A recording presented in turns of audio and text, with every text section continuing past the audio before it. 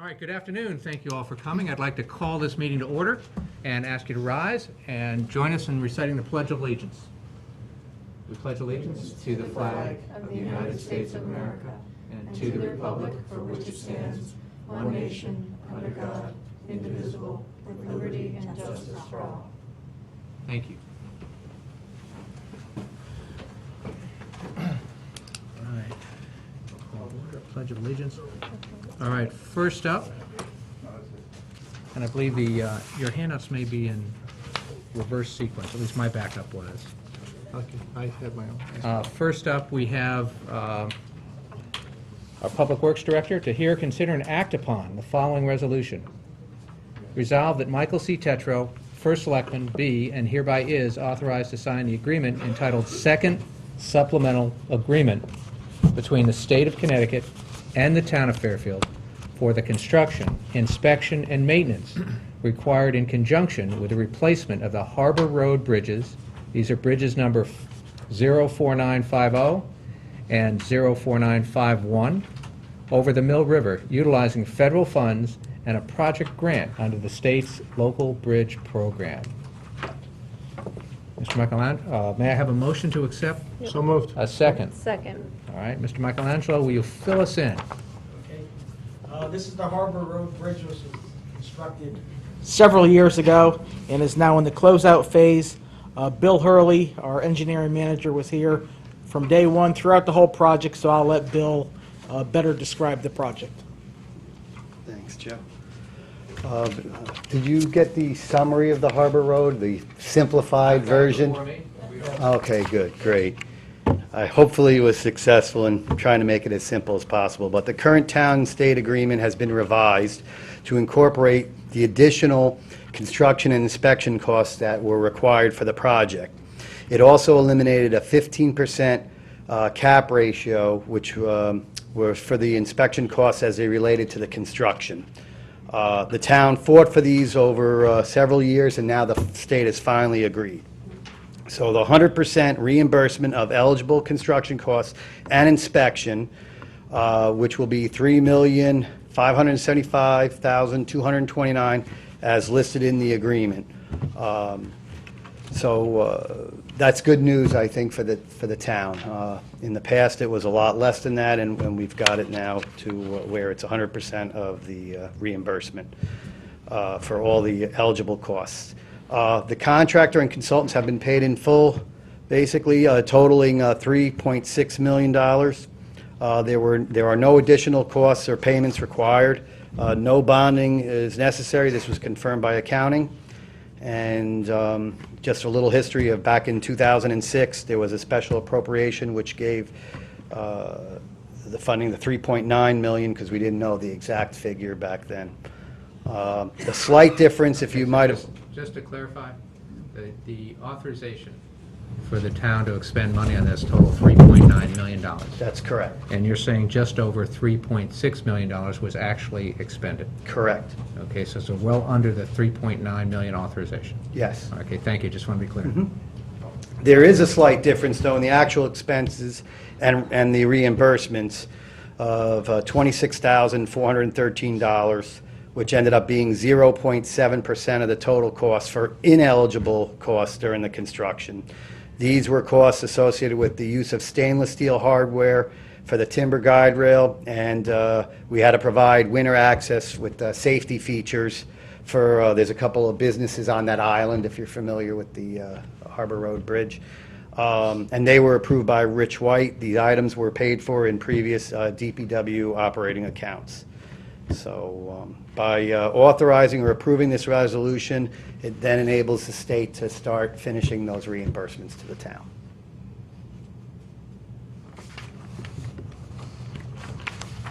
All right, so there's about $1.2 million that we are still owed from the state as reimbursements under this program that have been agreed to. They need this document signed in order to send us the check. That's correct. Okay. That's what's been holding up the reimbursements for a couple of years now. And it looks like you've got a bunch of numbers on this next page. You want to take us through any of that, or is that all? It basically, it's just a recap of what the original contract value. There was construction orders. It totaled the 2.7 was million was paid to Neary Consultant, Neary, the contractor, New England Roads.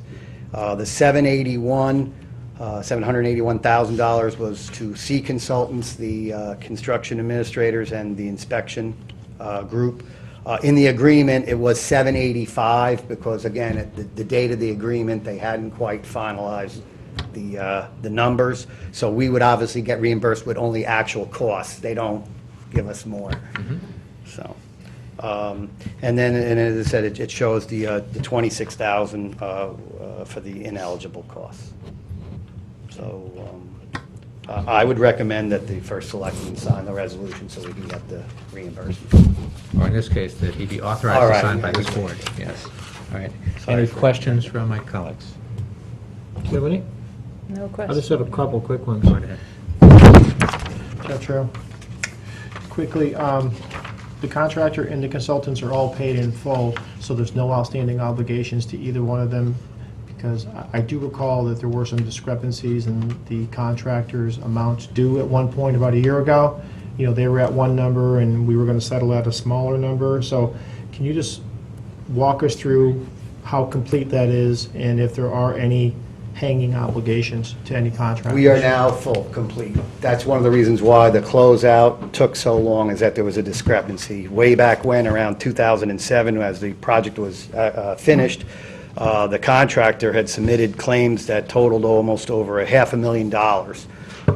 We ended up chipping away at it, and I think there was a term of about, I think it ended up being about half, about $240,000 is what our engineer and the town, going through all the paperwork, decided that they were entitled. Then, of course, the state has to go back, double-check all the things, and if you know anything about the grants, basically everything has to be checked, 3 times over. And so finally, that was agreed upon, and the contractor since then has been paid in full. Okay, so did they agree upon the something that we were proposing or the higher number? Oh, no, the 240, that the state confirmed, and then that was the number that, So was used. all 3 parties, the town, the state, and the contractor are satisfied? Yes. And there's no outstanding obligation? that's correct. Thank you. I think that's my only question. The other ones have been answered either by the presentation or the information, so thank you. Just a comment, thank you for bringing this project to a close. It's a long time coming. Feels a little like Groundhog Day having you guys back here again, so. Yeah, well, again, it was a full town effort, and there was Yeah. even, I think, some state legislature or people that also were involved in pressing the state. So I don't want to name names because I'm not 100% sure who they were, but I know there was a lot of, Well, simply put, we brought it back to the state. We met with our state delegation and got help from them in doing this. There was also a couple of meetings between Mark Barnhart and myself and DOT personnel, including Commissioner Redeker, to put the final touches on this in terms of what we did. Mr. Hurley, I do want to thank you, and I very much appreciate the summary, all right. both in terms of the written paragraphs up front and as well as the number summary on the second page. That, given the time and I'm going to say confusion, I don't mean quite confusion, but it's just over so much time and so many meetings, so many different discussions, there are a lot of different points that we all kind of remember. So I appreciate you laying it out in a nice, concise timeline and having us avoid using our memories to put all this back together. Thanks, and I can't wait to put the 4 or 5 file drawers full of paperwork in the basement, and put it in storage for a while. I can't wait for that to happen. So, Those thank you. plastic or paper bins? Any further questions from the board? No. No. Any comments from the public? Mr. Parks, if you'd be kind enough to come up here. Just a quick one. I'm not sure if it'll be the first selectman or Jim. The money was bonded. You get to comment. Identify yourself. Okay. Please- Wayne Parks, please, thank Palmer you. Court. My comment is, good job. I just didn't know where the money was going, when the reimbursement, when it was going to be seen, in which budget cycle, and where it would go. That's really all I was going to ask or comment on, with a question mark at the end of my comment. All right, Thanks. thank you, because that's a more general question, because of the you were good enough to come. Simply put, the way capital projects are accounted for, they're kept in separate project budgets, so they're not part of the annual budget cycle. So when the money's expended from those projects, when the reimbursements comes in, it comes into those project items. Eventually, it's going to go to the general fund through that, but it doesn't come through the project, so it doesn't impact the annual budget cycle directly. So whenever it comes, it goes right into the general fund? Yep. Okay. Thanks. Any other public comment? Back to the board. Any further comment here? No? Are we ready to vote? Yes. All in favor? Aye. Aye. Thanks, guys. Joe, Bill, thank you very much. Thank you. Off to the police commission. Oh, yes, that's right. Enjoy. Thanks for that, too, Bill. All right. Next up, Fair TV Operational Committee. To hear, consider, and act upon the following resolution, whereas the Fair TV Operational Committee intends to seek grant funding from the Cable Advisory Council Area 2 for the support of education programming. And whereas the Fair TV Operational Committee intends to seek grant funding from the Cable Advisory Council Area 2 for support of government programming. Now therefore, be it resolved that in accordance with a request from the Fair TV Operational Committee, the First Selectman be and hereby is authorized to approve applications for the Cable Advisory Council Area 2 for the support of educational and government programming, to execute any documents necessary to facilitate the town's participation in said grants, and to administer any grant funds that provided in connection herewith. May I have a motion to accept? So moved. And a second? Second. I don't know if there's anybody here to cover this. Let me briefly give some background. This is a grant from the CAC. The money's provided from the monetary contributions that are seen on your cable TV bill. The money comes to the CAC. It's split between 4 to 5 towns. Fairfield is one. We've received this grant on an annual basis, going back 4 or 5 years.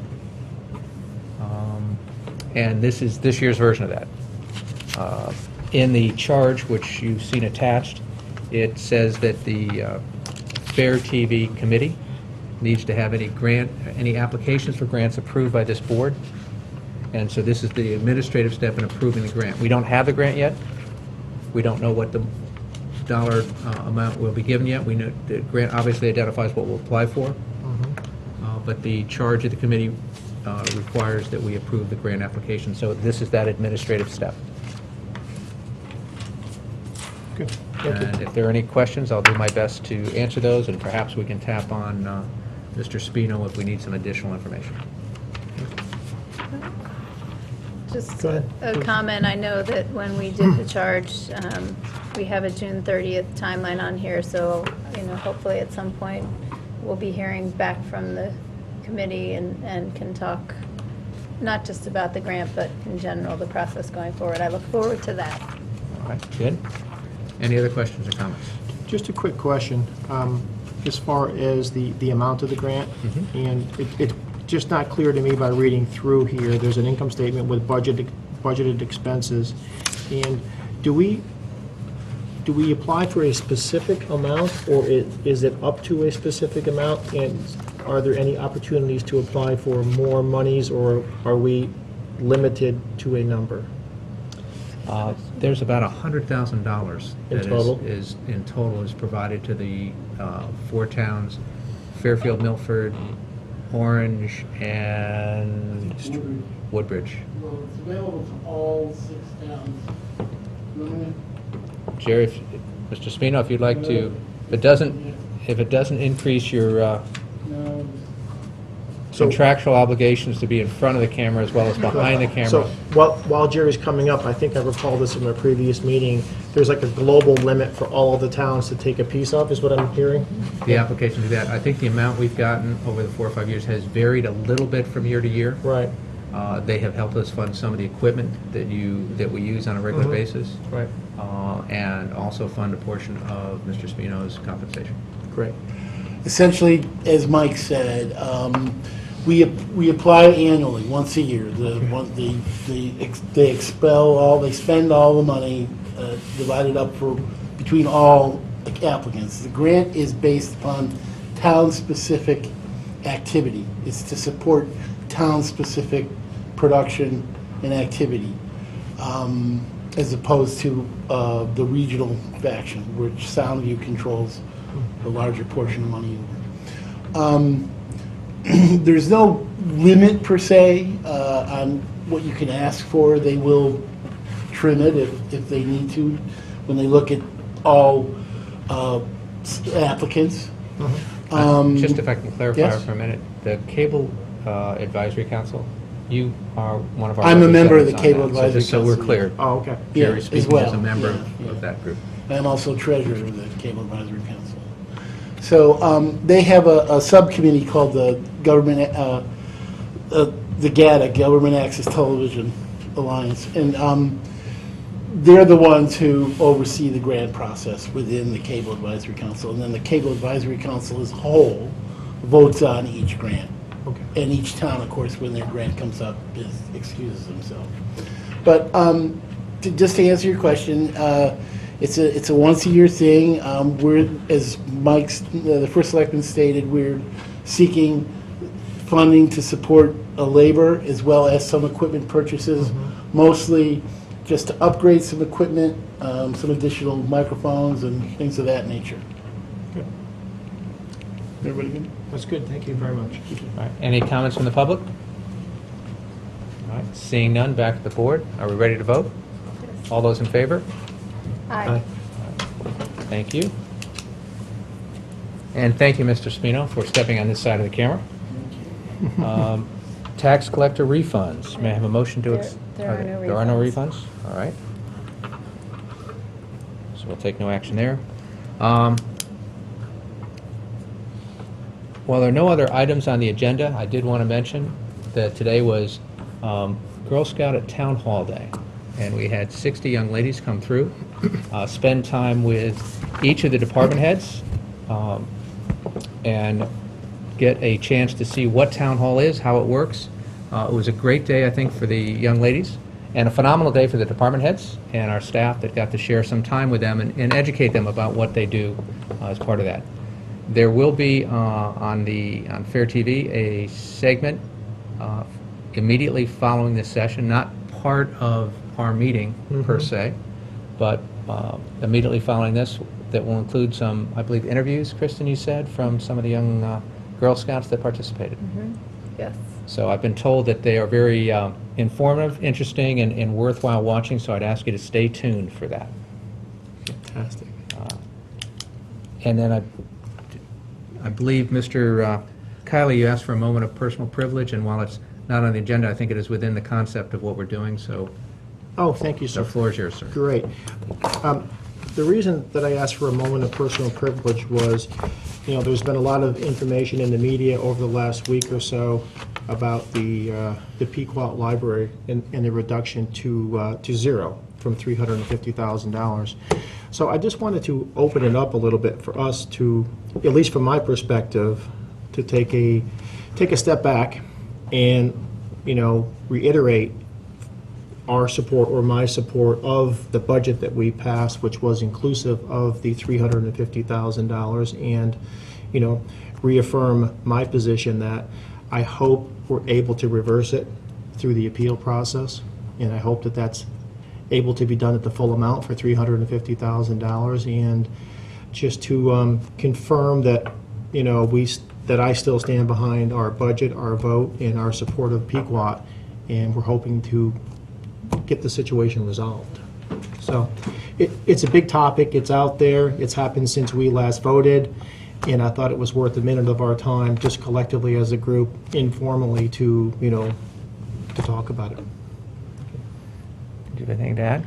I don't. I think that we each expressed the last time, and I appreciate that because it is such a big topic right now, and Right. I am hesitant to have much conversation since it's not on the agenda. I respect your statements, and I think that last time I talked about this, what I said was similar to Selectman Kiley. The three of us voted together as a board to support that budget, and to support the Pequot Library and our other nonprofit partners.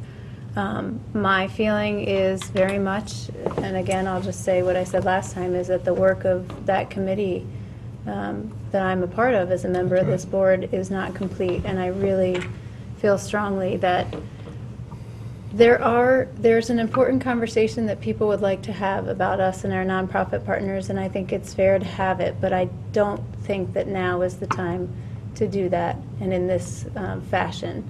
And I think that the committee should continue and finish its work and bring that conversation back to the boards as we had with part one of the presentation, and allow for a full and community-wide conversation if that's a conversation that people want to have. Now and in this moment, I think that it's important that the process be seen through so that there can be a conversation at the level of the RTM, and there can be a more public conversation about it, so that the people of Pequot Library and the people of the community who are impacted by the decision are able to have a voice in that decision. So that's all for me. Thank you. I think that what we're seeing, and certainly in this day and age, as Mr. Kiley referenced, is a lot of conversation going on, a lot of viewpoints, a lot of opinions on both sides in terms of what should happen with the contribution to Pequot and what shouldn't happen with the contribution to Pequot. I think that speaks volumes, literally, about the need for a public discussion. I think it speaks volumes about the need for a public meeting and a public hearing where the public is allowed to have their input. I think it's important that the RTM take this up, and I think it's important that the RTM have that discussion, regardless of what the outcome of their decision is. I think it's Pequot Library, in my view, is a very important resource to this town, and I think that before we eliminate funding for it, we should have that discussion and make sure that's what we as a town want to do, because this is our decision. And we will live with this decision regardless of which way it goes. So I think it's important that we take the time to get the right information out, to get the right discussion out, and to make sure we're comfortable with that decision. And I think that's what the charter allows for, and that's why something like this can be appealed, to make sure that we have a second chance and that the RTM gets, in essence, to be a safety net to make sure that the decision is in the best interest of the town in the short and the long term. And those are obviously the toughest decisions to make. With that, Thank you. is there a motion to adjourn? So moved. Second? Second. All in favor? Aye. Aye. Thank you. Thank you. Thank you.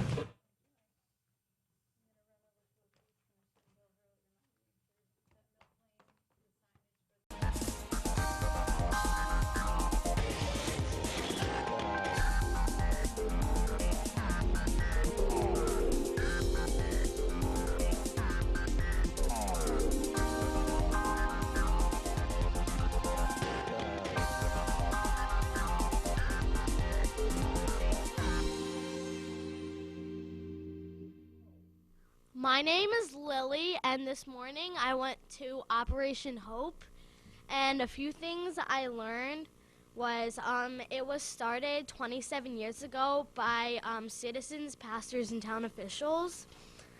It helps you find jobs and houses if you don't have one. If you go to the Operation Hope pantry, it's open 4 days a week, and families can use the pantry only 2 times a month. I concede.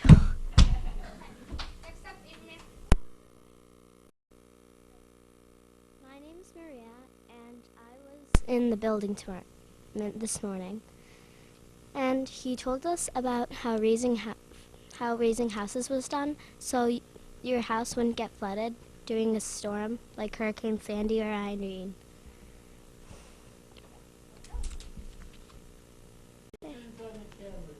Okay.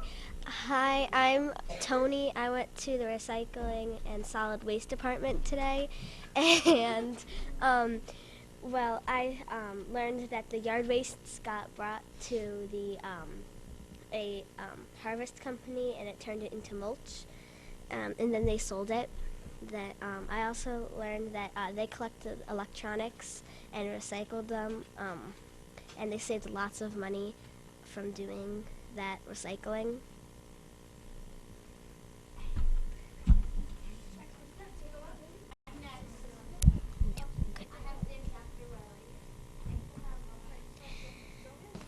Okay. Can I go?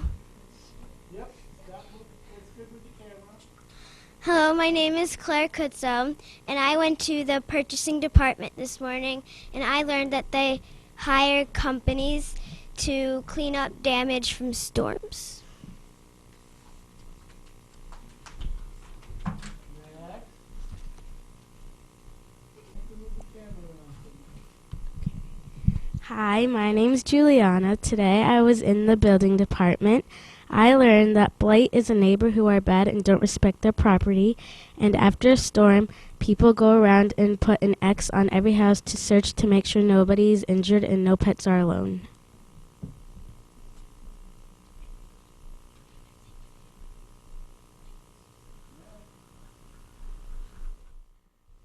Hi, my name is Ellie, and today I went to the police department, and we learned that every morning at 8 a.m., all of the officers come into a room called the muster room and discuss what their jobs are.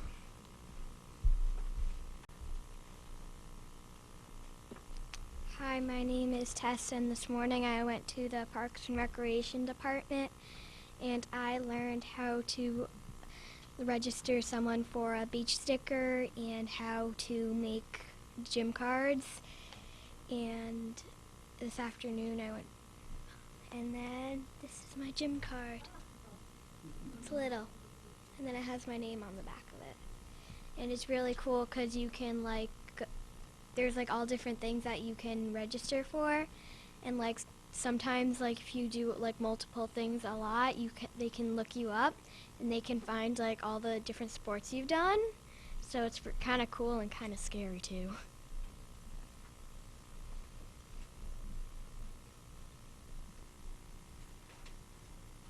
Okay, who's next?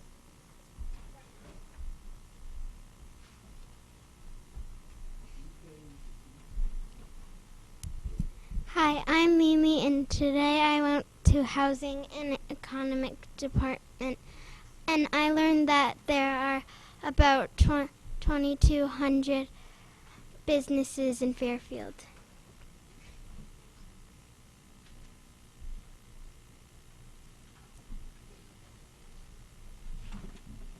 Hi, I'm Riley, and I went to the senior center, and I learned that the senior center used to be a school, and they have a pool room and a ping pong room.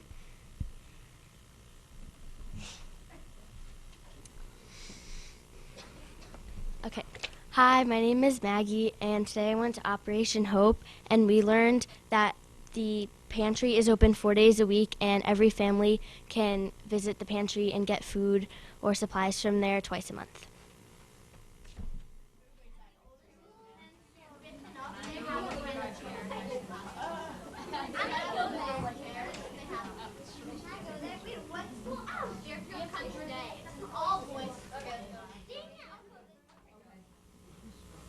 Okay, let me